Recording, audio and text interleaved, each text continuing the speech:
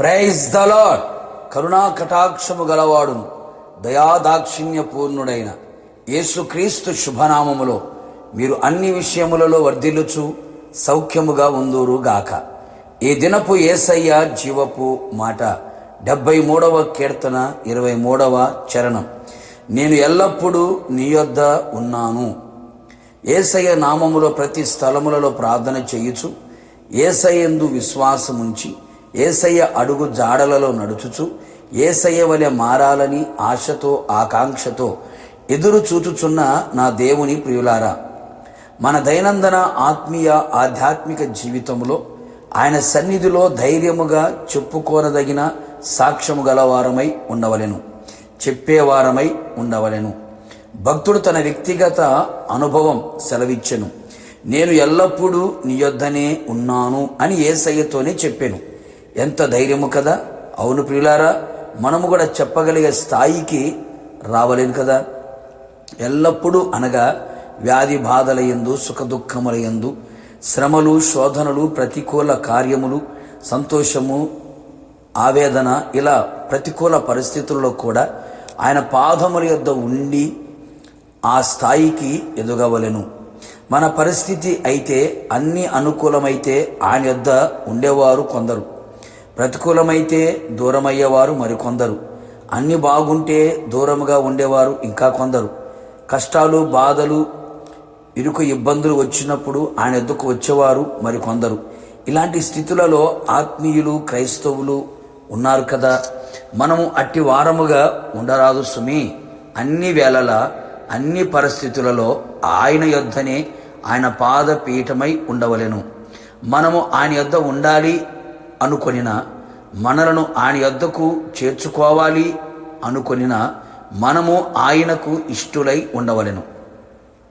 మనుషులకు ఇష్టులు కాక, లోకమునకు ఇష్టులు కాక, నా ఇష్టము అనే వారము కాక, ఆయనకిష్టమైన దానిని గ్రహించి చేయుచు ఆయనకిష్టానుసారమైన జీవితము చేయుదుముగాక.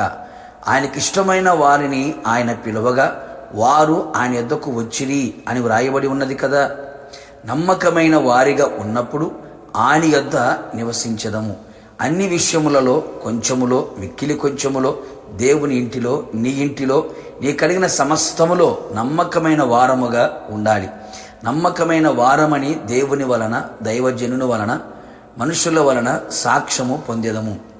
ఆయనకు శిష్యులమై ఆయనని వెంబడించుచు ఆయన యొద్ద ఎల్లప్పుడూ ఉండేదము. ఎల్లప్పుడూ మనము ఆయన యొద్ద నిలిచి ఉన్నప్పుడు మన కుడి చేతిని ఆయన పట్టుకొనును, మనకు సహాయము చేయును. ఆశ్చర్యకరమైన సహాయము చేయుటకు ఆకాశ వాహనుడే వచ్చి అన్ని వైపులా, అన్ని విధాలుగా నీకు సహాయము చెయ్యును. కట్టబడిన కట్లని విప్పి, మూయబడిన ప్రతి తలుపులను తెరచి, అన్ని విషయములలో అత్యధికమైన జయమును నీకు అనుగ్రహించును. తన ఆలోచన చేత నిన్ను నడిపించి నీకు ఆలోచనకర్తయే ఉండును.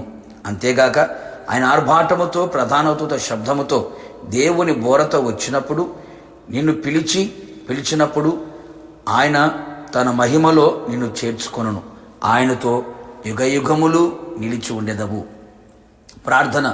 ప్రేమాస్వరూపి పరిశుద్ధుడా, నిత్యాశ్రయ దుర్గమైన యేసయ్య, నీ పరిశుద్ధమైన పాదములకి కృతజ్ఞతాస్తుతులు చెల్లించుచు ఉన్నాం.